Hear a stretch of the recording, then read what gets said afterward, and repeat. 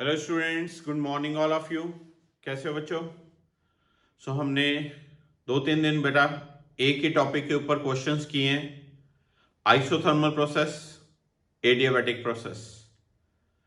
Hopefully this two processes are clear to all of you. बड़े question practice कर लिए। अब हमने कुछ बच्चों की क्वेरी ये थी कि सर एडियाबैटिक के क्वेश्चंस करने में टाइम लगता है, तो मेरा एक ही आंसर है उन बच्चों के लिए, प्रैक्टिस प्रैक्टिस प्रैक्टिस। और कोई आंसर नहीं इसका। जितने एडियाबैटिक के क्वेश्चंस आप ज़्यादा प्रैक्टिस करोगे, गामा वाले क्वेश्चन उतना इजी रहेगा, उतने आंसर्स आप ज़्यादा निकालोगे जितने, उतने आपको फर्दर आंसर्स निकालने में हेल्प रहेगी। ठीक है, तो आइसोथर्मल प्रोसेस क्लियर है, एडियाबैटिक प्रोसेस क्लियर है, उसको आज मैं डिस्कस नहीं करने वाला हूँ। तो आज हम एक अगला पॉइंट डिस्कस करते हैं। छोटी छोटी बातें हैं, वो इतना मेजर कंटेंट नहीं है, क्योंकि आइसोथर्मल एडियाबैटिक बहुत मेजर रोल प्ले करते हैं इस पूरे थर्मोडायनेमिक्स के चैप्टर में। अब आज मैं कुछ बातें, इतनी डेप्थ में तो नहीं, कुछ बातें नए प्रोसेसेस की डिस्कस करने वाला हूं। उन प्रोसेसेस का नाम है आइसोबारिक प्रोसेस, आइसोकोरिक प्रोसेस और साइक्लिक प्रोसेस। तो आइए स्टार्ट करते हैं बच्चा पार्टी आज का लेक्चर। मेरे प्यारे बच्चों, ये चैप्टर बहुत ही इंपॉर्टेंट है, बड़े ध्यान से करिए इसको। एनसीईआरटी साथ साथ पढ़िए, मैं रोज कहता हूं। फिर कुछ क्वेश्चन जब एनसीईआरटी के अकॉर्डिंग आ जाते हैं तो बच्चे कहते हैं सर आपने हमें कराया नहीं। भाई एनसीईआरटी पढ़ोगे, उसमें जो किसी टॉपिक की एप्लीकेशंस हैं वो करनी बहुत ज़रूरी है। फिर एज ए कंप्लेंट मुझे शेयर करते हैं मैसेज कि सर ये चीज़ आपने कराई नहीं। बिल्कुल भी ऐसा नहीं है। आपको बहुत डिटेल में ही सिलेबस कराया जा रहा है, सारी चीज़ें कवर अप की जा रही हैं। पर कई बार कोई एक आधी इलस्ट्रेशन एनसीईआरटी में अलग से दी होती है, वो आपका भी पढ़ना फर्ज बनता है, आपकी भी अपनी रिस्पॉन्सिबिलिटी बनती है सब्जेक्ट को पढ़ने की। इसी तरह से ये चैप्टर हीट एंड थर्मोडायनेमिक बहुत ही इंपॉर्टेंट चैप्टर है, बहुत ही बढ़िया चैप्टर है। इसको अच्छे से तैयार करना आपके ऊपर डिपेंडेबल है। मैं तो कोशिश कर रहा हूं अपनी तरफ से कि जो मेरी नॉलेज है मैं आपको इम्पार्ट कर पाऊं। आइए स्टार्ट करते हैं आज का lecture from the topic of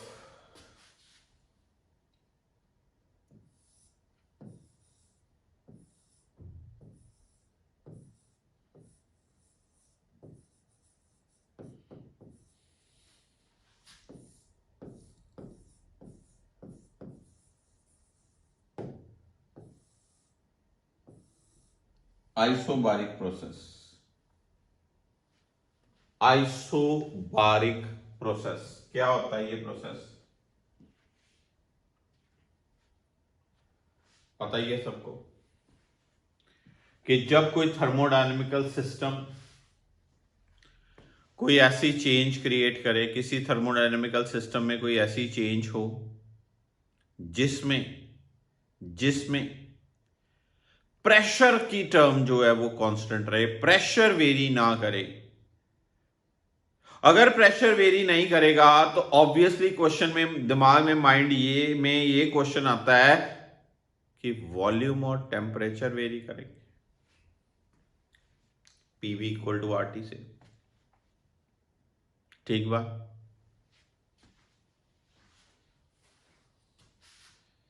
the process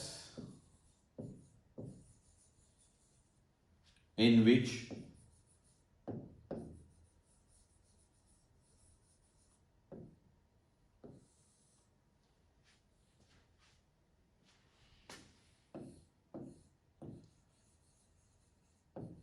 pressure remains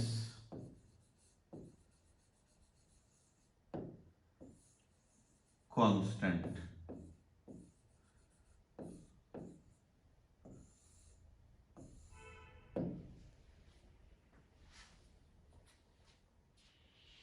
is called isobaric process.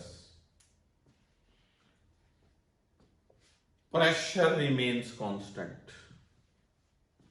Isobaric. Volume changes with temperature.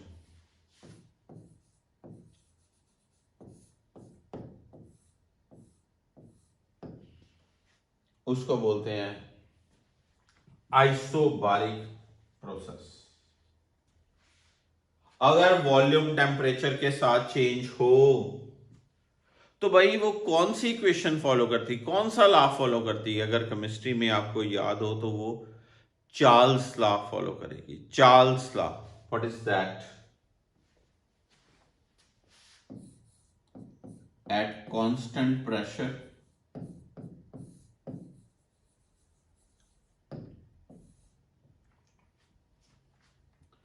Volume directly proportional to temperature।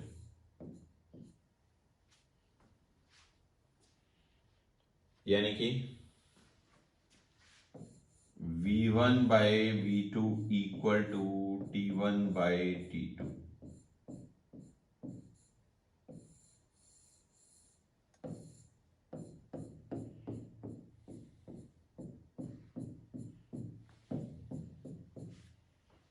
PV equal to RT। अगर P कांस्टेंट है, R constant है, तो ये equation follow होती है this thing, V proportional to क्या? T। जज करें।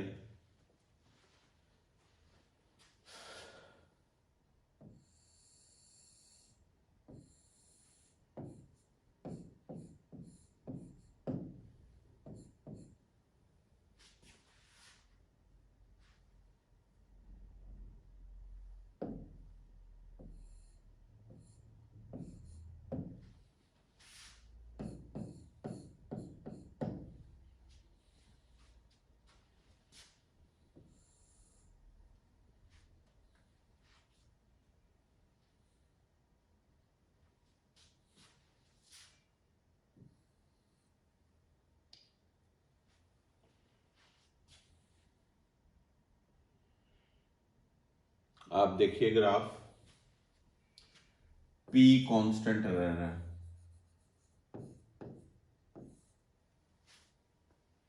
अब इस ग्राफ में अगर मैं ऐसे बात करूं, ऐसे है, इसका मतलब है, इसको मैं थोड़ा सा ठीक करता हूं, इसका मतलब है वॉल्यूम बढ़ रही है, इसका मतलब है वॉल्यूम इंक्रीज हो रही है।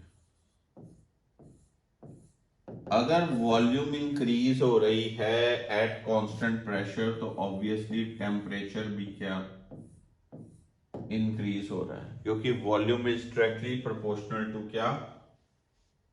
ठीक है, इसको बोलते हैं आइसोबारिक एक्सपेंशन।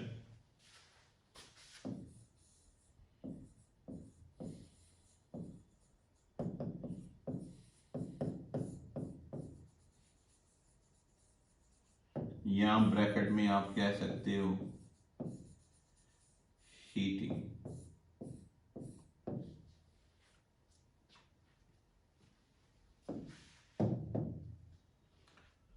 मान लीजिए मेरे पास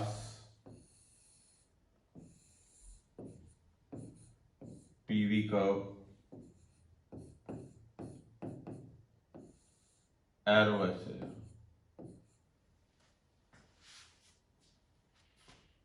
इसका मतलब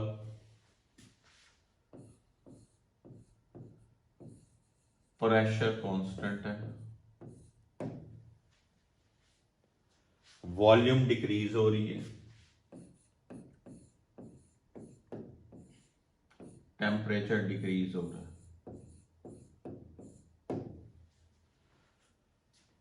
इसको बोलेंगे आइसोबारिक कंप्रेशन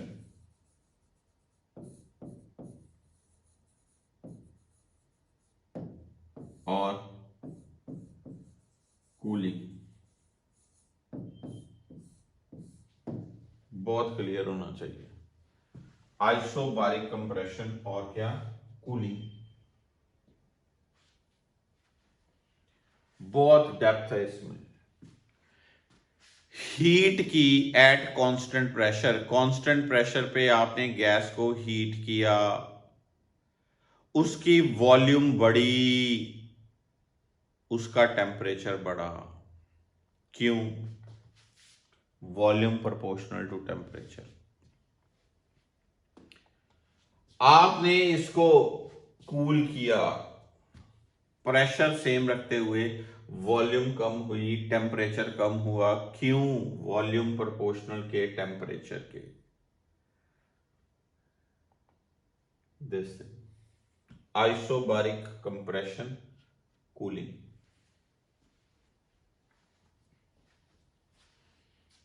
ऐसे सर, ठीक है, पक्की बात। अब इनमें से ही अगर हम कुछ बातें करें, अगर टेम्परेचर बढ़ेगा तो ऑब्वियसली इंटरनल एनर्जी सिस्टम की बढ़ेगी। टेम्परेचर कम होगा, इंटरनल एनर्जी सिस्टम की कम होगी।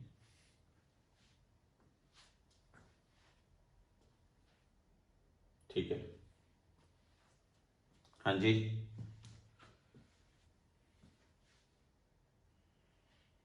बहुत बढ़िया बातें हैं। करें, लिखें। ग्राफ क्लियर हो गया आपको? आइए जज कराता हूं। मान लीजिए मेरे पास इंडिकेटर डायग्राम फिर से ये है।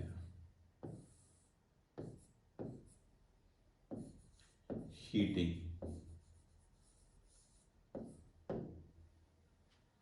Temperature rises,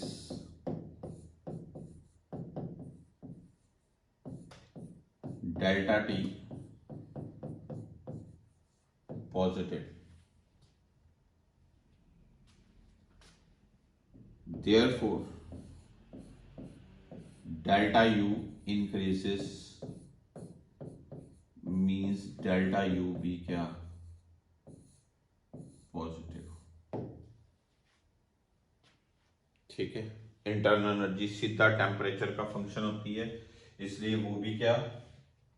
this thing. अब वॉल्यूम बढ़ रही है, volume increasing, therefore delta V positive. Change in volume, final volume minus initial volume, वो क्या रहेगी? पॉजिटिव। आपको पता है डी डब्ल्यू पी डीवी और पी डेल्टा वी, तो डी डब्ल्यू क्या आएगा? पॉजिटिव। डेल्टा यू क्या आया? पॉजिटिव। डेल्टा डब्ल्यू क्या आया? पॉजिटिव। आपने सिस्टम को हीट दी, तभी वो टेम्परेचर बढ़ेगा। हीट गिवन टू सिस्टम,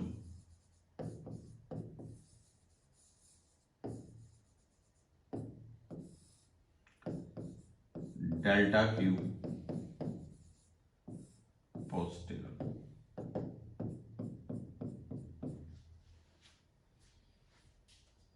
सारी चीजें क्लियर होनी चाहिए, हर एक चीज इसमें से क्लियर होनी चाहिए।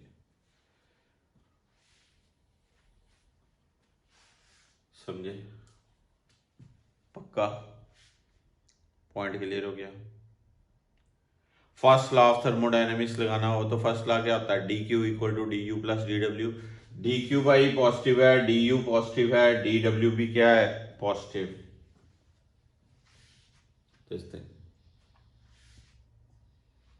चेक कर लो पहले, ये सारे पैरामीटर्स आपको क्लियर हुए? सबसे इंपॉर्टेंट बात है कि ये आपको सारी चीजें क्लियर हुई। पक्का? पक्का? अब इस ग्राफ की स्लोप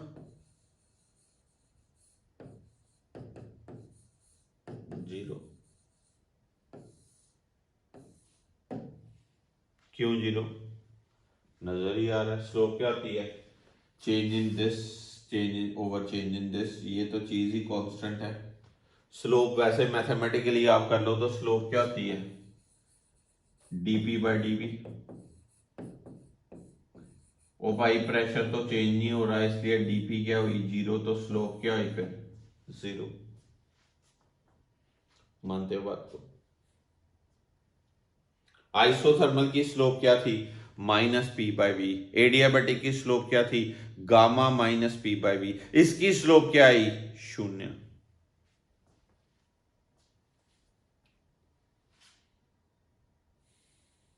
पक्का? फिर से देखो,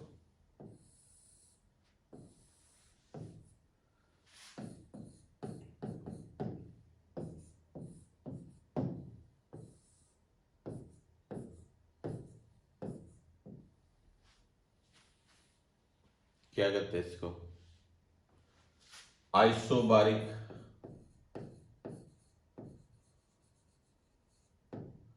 कंप्रेशन,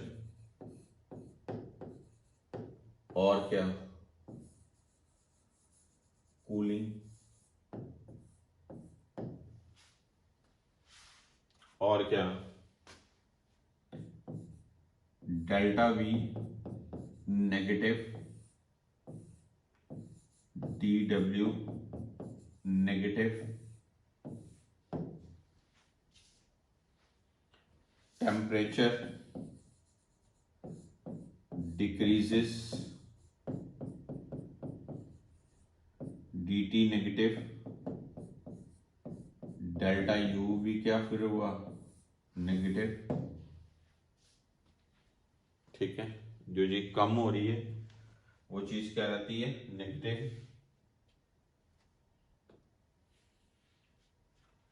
जो हीट है, heat flows from system in outward direction.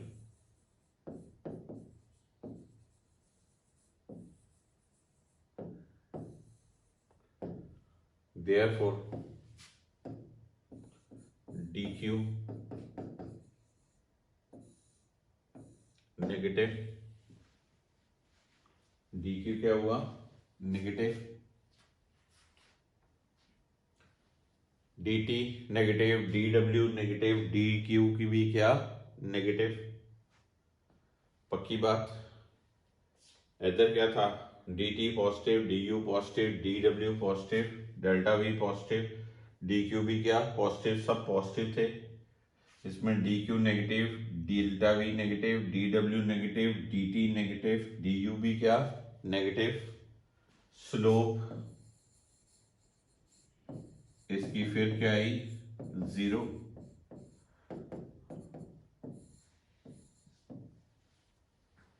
Slope क्या हुई इसकी? जीरो। यानी कि जो आइसोबारिक कर्व है उसकी स्लोप एक्सपेंशन हो चाहे कंप्रेशन हो, उसकी स्लोप क्या रहती है? शून्य। स्ट्रेट लाइन जो है। ठीक है, पक्की बात? पक्का पॉइंट। नेक्स्ट बात करें इसका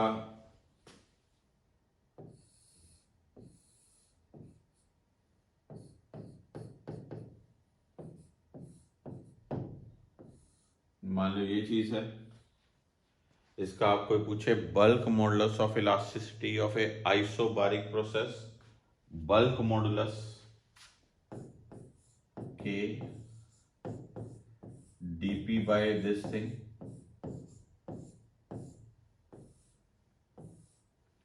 ये होता है। ठीक है जी,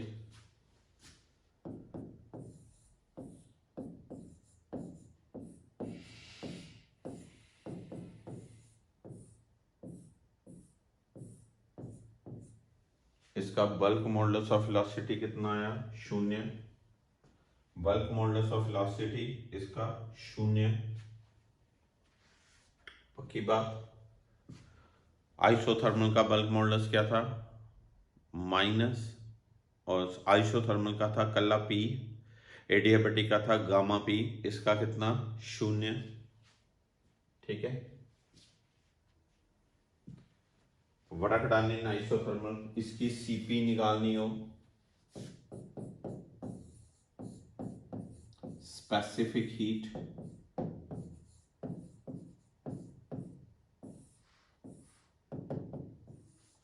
स्पेसिफिक हीट वैसे ही याद रखो, स्पेसिफिक गैसेस की कितनी होती हैं, बहुत सारी। हम कौन सी वैल्यू लेते हैं, दो वैल्यूज, कौन कौन सी दो values, CP and CV, CP and CV. यहाँ पर सीपी क्या होती है, specific heat at constant pressure. ये प्रोसेस कौन सा है, आइसोबारिक यानी कि कांस्टेंट प्रेशर पे। तो याद रखना सीपी की वैल्यू होती है F/2 + 1 × R।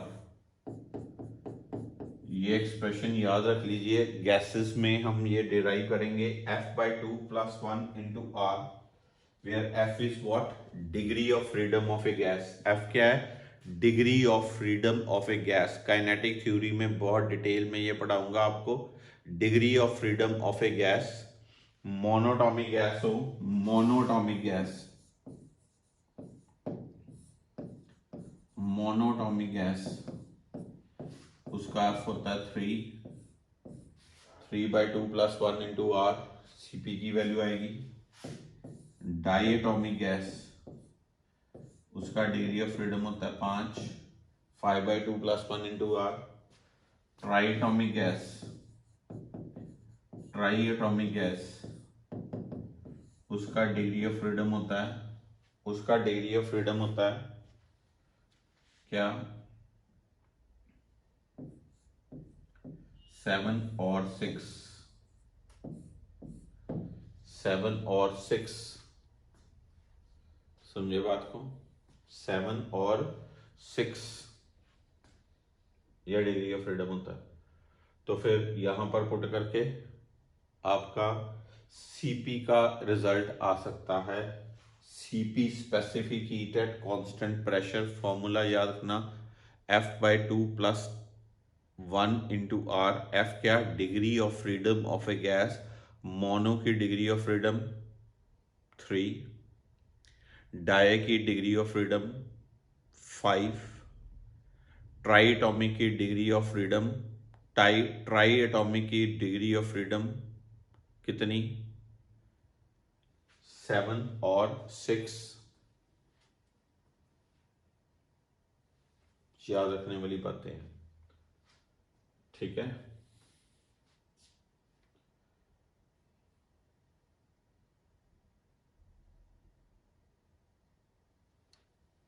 नोट करिए जल्दी से, किसके बारे में बातें हो रही हैं, आइसोबारिक प्रोसेस के बारे में, उसका CP this thing, specific heat this thing. आपको पूछे work done, work done in isobaric process, work done,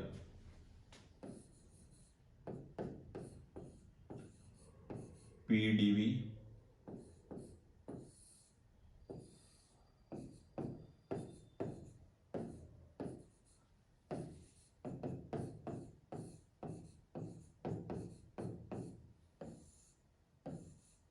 isobaric का वर्क डन ये होता है P × V2 - V1, V2 - V1, ठीक है, final volume minus initial volume, final volume minus initial volume, यानी कि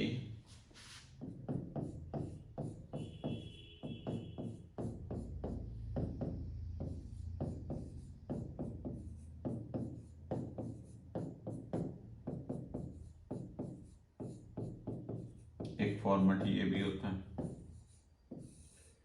nRT2 - T1, यानी कि nR ΔT,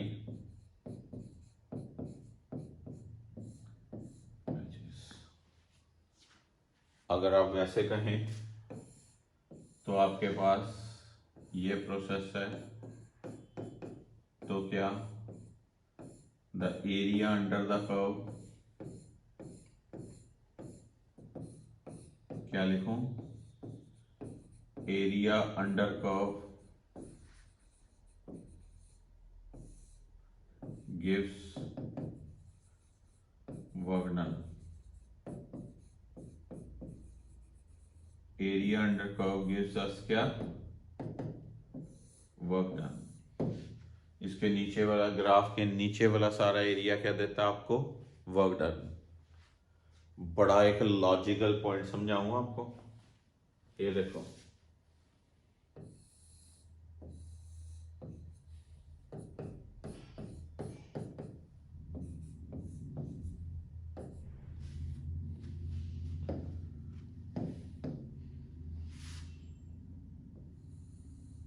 आइसोबारिक,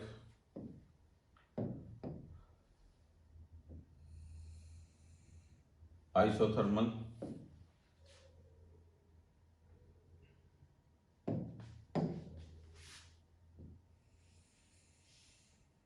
एडियाबैटिक। ये कौन सा है, आइसोबारिक। ये कौन सा है, आइसोथर्मल। ये कौन सा है, एडियाबैटिक। सबसे ज्यादा वर्क डन किसके अंदर होगा, सबसे ज्यादा वर्क डन किसमें होगा,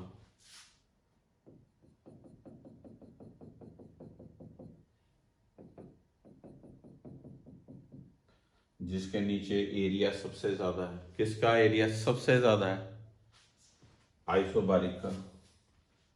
work done in first process is greater than work done in second process, greater than work done in क्या, थर्ड प्रोसेस। बहुत इंपॉर्टेंट बात है, बहुत इंपॉर्टेंट बात।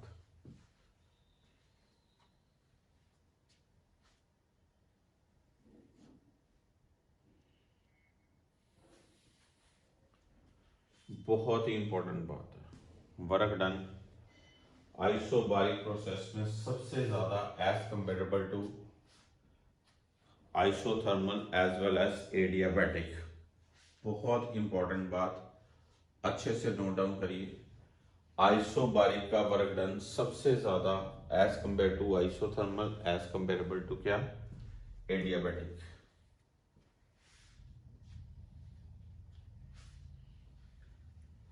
पक्का जजमेंट होगी, हाँ जी श्योर। अब आइए और एक चीज,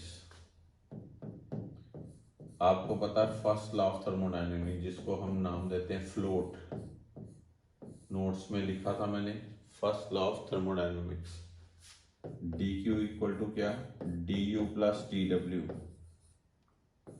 D you plus D Q equal to D you plus D W. D Q क्या है, हीट सप्लाइड, डी यू क्या है, इंटरनल एनर्जी, डी डब्ल्यू क्या है, वर्क डन।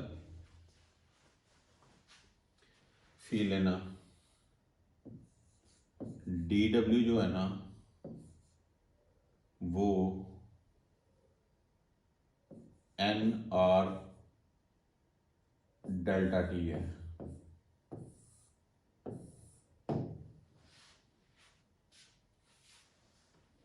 कैसे प्रूव किया हमने, n r delta t. D u जो है ना वो एन सी वी डेल्टा टी, एन सी वी जब इंटरनल एनर्जी होती है तो वॉल्यूम कांस्टेंट होती है, वॉल्यूम कांस्टेंट होती है। इंटरनल एनर्जी सिर्फ मॉलिक्यूल्स की एक जगह पे टेम्परेचर को बढ़ावा मिले तो इंटरनल एनर्जी होती है n C we D t. ठीक है जी, तो d q n C we D t plus n r delta t, n delta t c we plus r. आपको पता है c p minus c v equal to r, तो c p क्या हुआ, आर प्लस सी वी इतने put कर दूं तो डी क्यू का फॉर्मूला क्या बनता है, एन सी पी डेल्टा टी।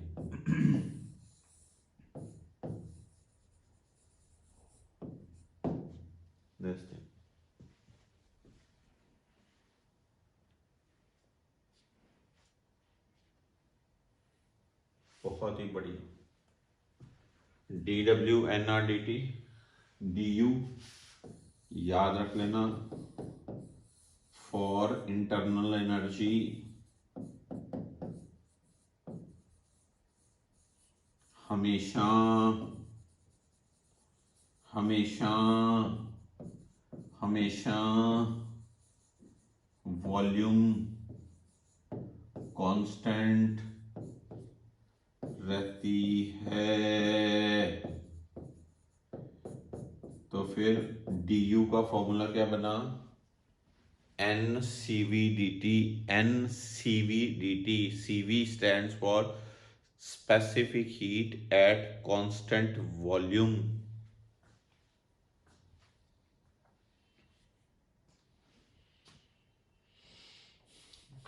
ये सारे पॉइंट्स हैं किसके बारे में, आइसोबारिक प्रोसेस के बारे में। आइसोबारिक प्रोसेस जिसमें प्रेशर कांस्टेंट रहे, ठीक है। हाँ जी, अगर प्रेशर कांस्टेंट है तो वॉल्यूम टेम्परेचर के साथ बढ़ेगी और कम होगी। Volume proportional to temperature, Charles law follow होता है। वॉल्यूम बढ़े तो हीटिंग बोलते हैं, वॉल्यूम कम हो तो कूलिंग बोलते हैं। Isobaric expansion, isobaric compression. Volume बढ़े dV positive, dW positive, dt positive, du positive, heat system ने ली dQ पॉजिटिव, इसकी स्लोप शून्य। आइसोबारिक कंप्रेशन हो, कूलिंग है, dV negative, dW negative, dt negative, du negative, dQ negative, slope इसकी शून्य। Specific heat इसकी monoatomic gas है, diatomic gas है, ट्राइटॉमिक गैस है। अलग अलग गैसेस की स्पेसिफिक हीट होगी F/2 + 1 × R। F क्या है, degree of freedom of A gas. इसका एक्सप्रेशन डिटेल डिराइव करेंगे कि ये क्या होता है। इसका बल्क मॉडुलस कितना है, शून्य, क्योंकि bulk modulus change in pressure over volumetric strain होता है। प्रेशर चेंज ही नहीं हो रहा तो डीपी की वैल्यू शून्य है, तो वो भी क्या रहेगा, शून्य। इसका वर्क डन कैसे निकलता है, area under the graph. Work done mathematically, work done is NRDT और PV2 - P1। तीन कर्व्स है आपके पास, isobaric, isochoric, isobar, isothermal and adiabatic. तीनों में सबसे ज्यादा वर्क डन किसका आता है, आइसोबारिक का। ग्राफिकली जजमेंट है कि जितना ग्राफ के नीचे वाला एरिया उतना वर्क डन क्या ज्यादा। इसमें फर्स्ट लॉ ऑफ थर्मोडायनेमिक्स लगाना हो तो ऐसे लगता है, डी क्यू की वैल्यू एन सी पी डी टी होगी, डी डब्ल्यू की वैल्यू आपने लिखी N R D T, D U के लिए N C we D T common लिया, एन डेल्टा टी कॉमन लिया, C we plus R. This thing पता चला, पक्का। अब आगे बात आती है आइसोकोरिक और आइसोमेट्रिक प्रोसेस।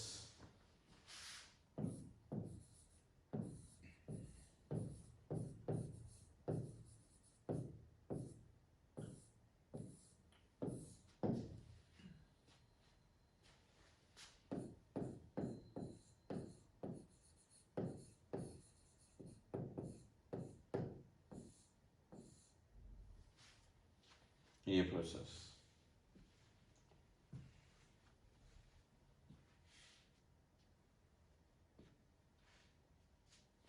एक ऐसा प्रोसेस जिसमें वॉल्यूम कांस्टेंट रहे। If in any process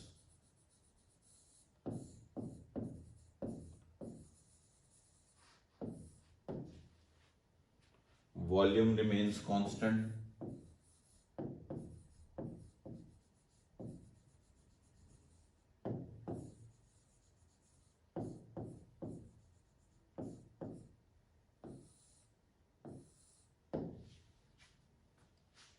volume remains constant, then it is called isometric process. अगर वॉल्यूम कांस्टेंट है तो प्रेशर प्रोपोर्शनल टू क्या होगा, टेम्परेचर, यानी कि P1 by P2 equal to T1 by T2। Isothermal की इक्वेशन क्या थी, PV कांस्टेंट, एडियाबैटिक की PV power gamma constant, isobaric की PV by T is constant, isochoric की P by T is constant, P by T constant.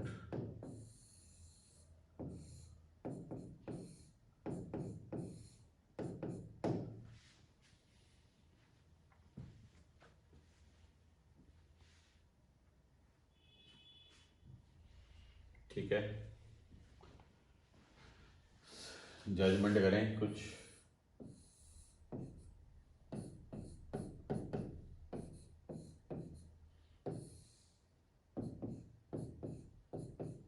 ठीक है,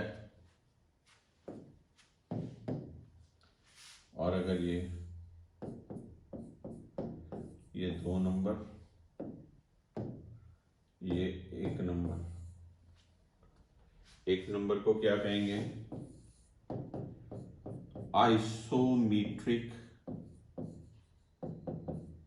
heating,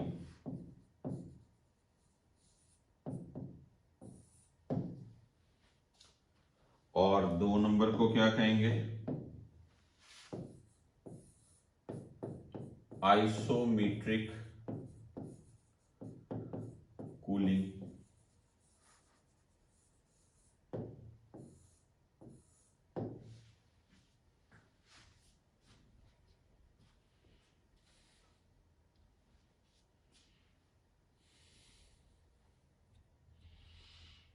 इसमें ये देखो,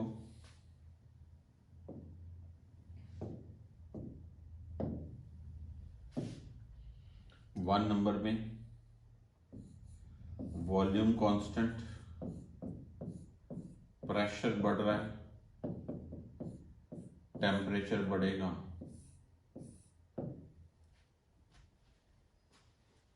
चेक करें, प्रेशर बढ़ रहा है, टेम्परेचर भी क्या बढ़ेगा।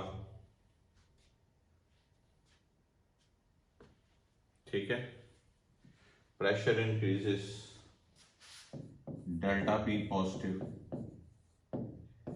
Delta T positive, therefore delta U भी क्या पॉजिटिव, डेल्टा Q भी क्या पॉजिटिव, बट डेल्टा W और DW क्या शून्य, क्योंकि DW क्या होता है, P इंटू DV। P मैं बड़े आराम से समझा रहा हूं आपको, DW होता है P into DV, DV volume की चेंज शून्य, वॉल्यूम चेंज नहीं हो रही, इसलिए DW क्या होगा, शून्य। ठीक है, इसमें आइसोमेट्रिक कूलिंग में volume constant delta V 0, DW 0, pressure decreases, temperature decreases, delta P negative, delta T negative, delta U negative,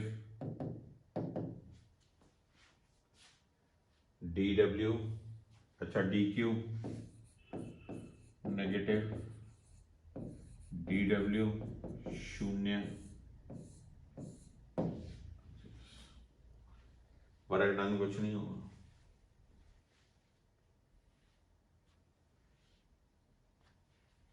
समझे बात को। वैसे भी अगर आप टेक्निकली सोचो इस ग्राफ के नीचे वाला एरिया कितना है, जो वर्टिकल स्ट्रेट लाइन, एरिया कितना है, एरिया अंडर द ग्राफ 0, तो वर्क डन क्या होगा, फिर 0 ही होगा, ये 0 ही है। इस प्रोसेस की स्पेसिफिक हीट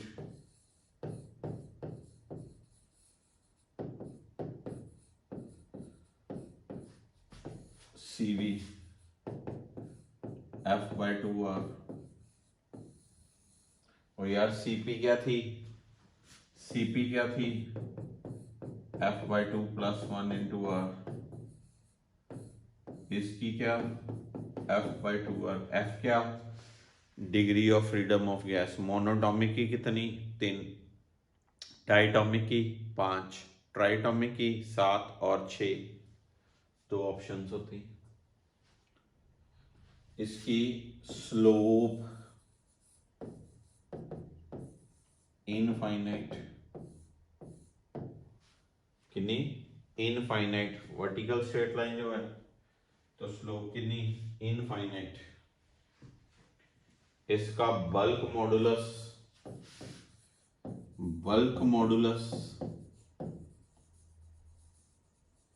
कितना इनफाइनाइट,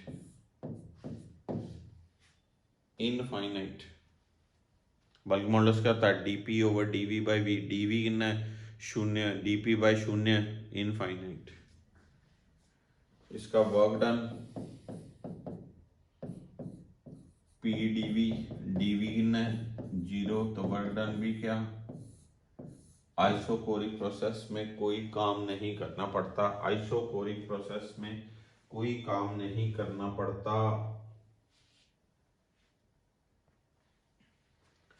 इसमें first law of thermodynamics apply करना हो, dQ = क्या, du + dW, dW कितना है 0, इसका मतलब du की वैल्यू कितनी हुई dQ, du की वैल्यू dQ, du क्या, और dQ की वैल्यू du क्या NCV/dt,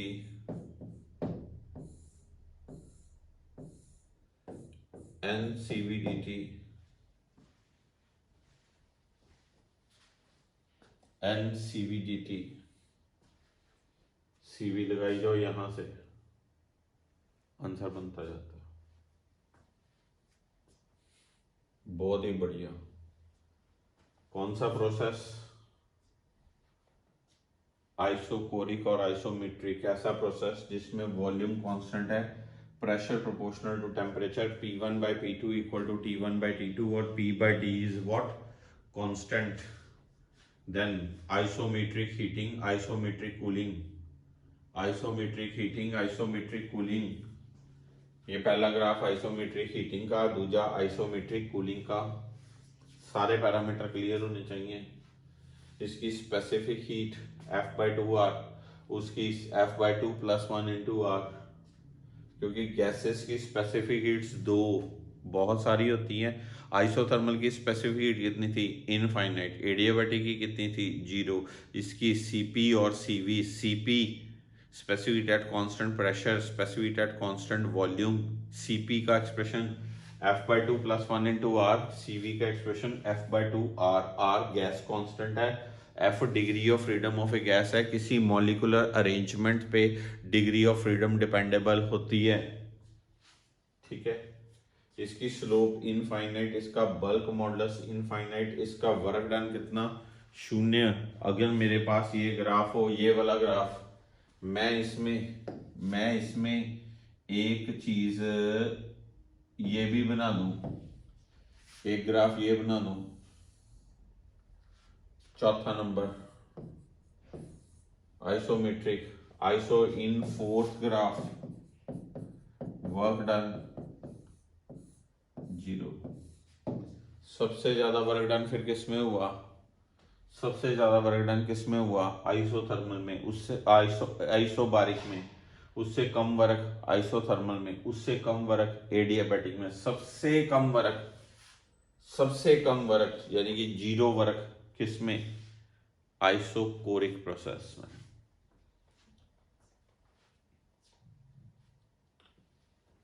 चेक करिए ये सारी चीज पहले जल्दी से।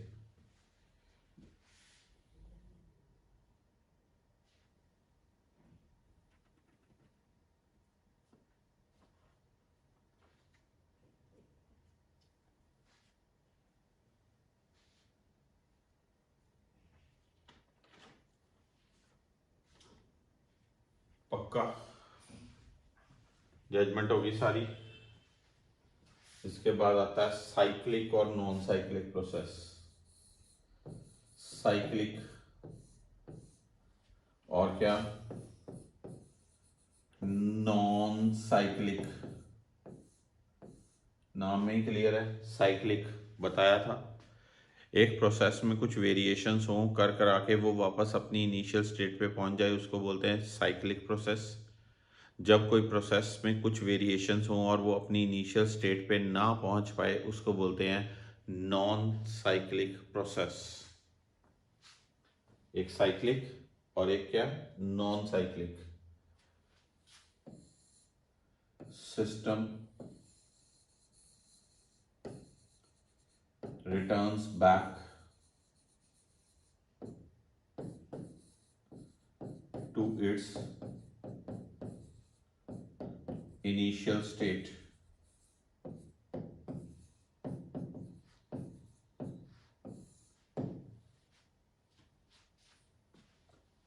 System doesn't come back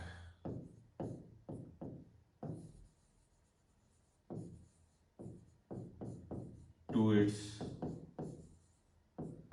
initial state.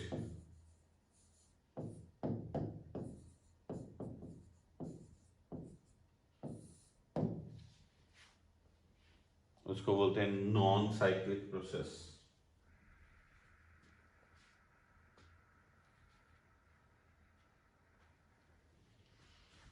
Cyclic process में initial energy is equals to final energy delta U, शून्य, डेल्टा टी शून्य, D Q equal to D W.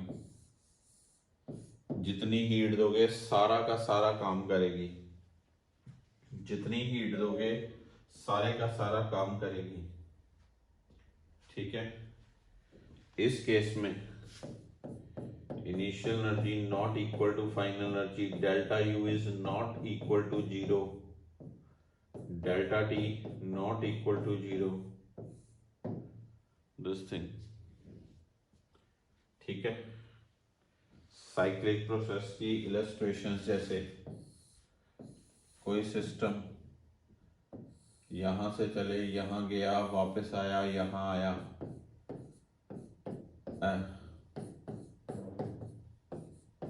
ये साइक्लिक है। फिर से यहां से सिस्टम चला, यहां पर वापस आया, ए से चला बी, बी से चला सी, सी से चला ए से चला बी, बी से चला सी, सी से चला डी, डी से वापस क्या, ए। ये साइक्लिक प्रोसेसेस हैं। क्या ये साइक्लिक प्रोसेसेस। और नॉन साइक्लिक कौन से होंगे, पीवी कर्व ऐसे हो, बस ऐसे। कोई प्रोसेस ऐसे हो,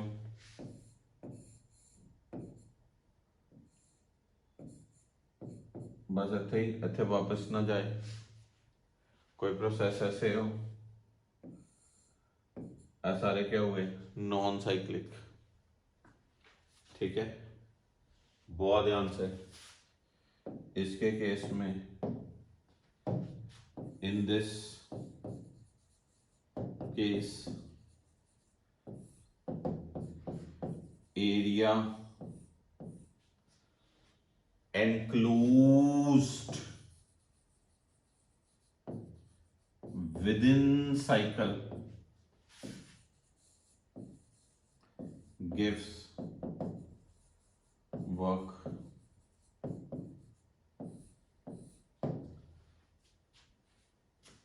एरिया, ये वाला area, work done. If area, ऐसा ना करिए, if cycle is clockwise work positive, अगर ये साइकिल क्लॉकवाइज हो तो work positive, if cycle is anti clockwise work negative. अगर किसी डायग्राम में एरिया एंटी क्लॉकवाइज हो तो वो वर्क क्या होगा, नेगेटिव। क्लॉकवाइज हो तो वो वर्क क्या होगा, पॉजिटिव। इसके केस में area below the curve, below the curve gives us the work done. Cyclic processes हैं very very important. Cyclic process का जो क्वेश्चन होता है वो ग्राफ वाइज क्वेश्चन होगा। मान लो ये कोऑर्डिनेट्स दिए हो, इस स्क्वायर डब्बे का एरिया ले लो, इस ट्रायंगल का एरिया ले लो, ठीक है। जैसे मैं आपको एक क्वेश्चन दूं, बहुत इंपॉर्टेंट क्वेश्चन होता है।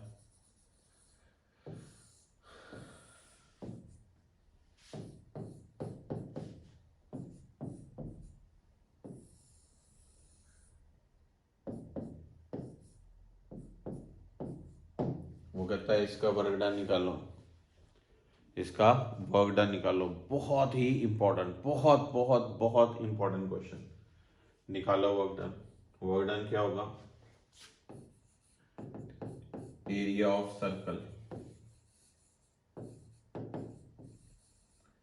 अब आपको पता, हर बच्चे को पता है एरिया ऑफ सर्कल क्या होता है, पाई आर स्क्वायर। यहां पर रेडियस, ग्राफिकली रेडियस 2 है, इसलिए यहां पर जो एरिया होगा, एक चीज ये है, ये है V1, ये है V2, इसका रेडियस हो जाएगा V2 माइनस V1/2। और एक चीज है आपके पास, ये है P2, ये है P1, और इसका रेडियस जो होगा वो होगा क्या, P2 माइनस P1/2। तो इस सिचुएशन में एरिया लेते हैं ये पाई V2 minus V1/2, P2 minus P1/2, ये वर्क होगा। क्योंकि ये क्लॉकवाइज है इसलिए वर्क आंसर लिखेंगे पॉजिटिव। अगर ये एंटी क्लॉकवाइज होता, एरो ऐसे होते उल्टा, तो वर्क क्या लिखता मैं, नेगेटिव। Highly important. मैं फिर कह रहा हूं, ग्राफिकली जब क्वेश्चन होता है पाई आर स्क्वायर नहीं लेते, पाई R1 इंटू R2 लेते हैं, पाई R1 इंटू R2।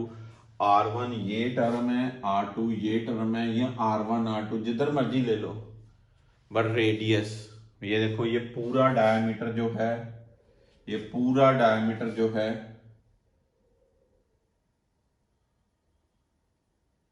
पूरा डायमीटर P2 माइनस P1 है, तो रेडियस अद्धा हो जाएगा। पूरी वॉल्यूम रेडियस अद्धी हो जाएगी, V2 minus V1/2 this part. अगर ये एरो पड़ा हो क्लॉकवाइज तो फिर वर्क क्या, पॉजिटिव। अगर एंटी क्लॉकवाइज तो वर्क क्या, नेगेटिव। साइक्लिक प्रोसेस में ऐसे वर्क डन निकालते हैं। ट्रायंगल दियो, ट्रायंगल का एरिया ले लो, रेक्टेंगल का एरिया ले लो, एरिया इक्वल टू क्या, वर्क डन। बड़े बड़े अच्छे क्वेश्चन होते हैं, जल्दबाजी नहीं करनी।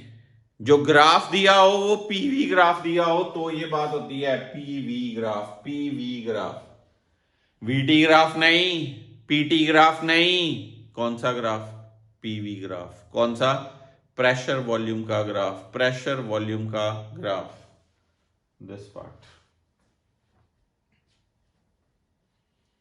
ठीक है। तो मैंने बच्चा पार्टी आज क्या आपको सिखाए हैं, 3 तरह के प्रोसेसेस के बारे में बातें सिखाई हैं।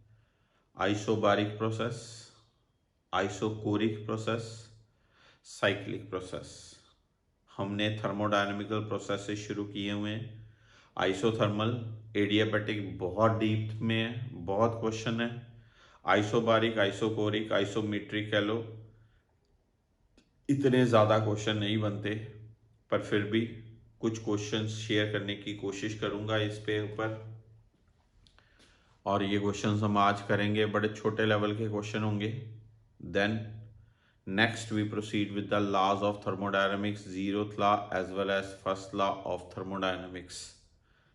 ये लॉज थर्मोडायनामिक्स पे पढ़ेंगे तो थर्मोडायनामिक खत्म होगा। इसमें आपको आज मैंने ये चीज़ जो कही कि आपने ये चीज़ें याद रखनी, CV, CP, F। कई बच्चे कहेंगे सर ये F क्या है?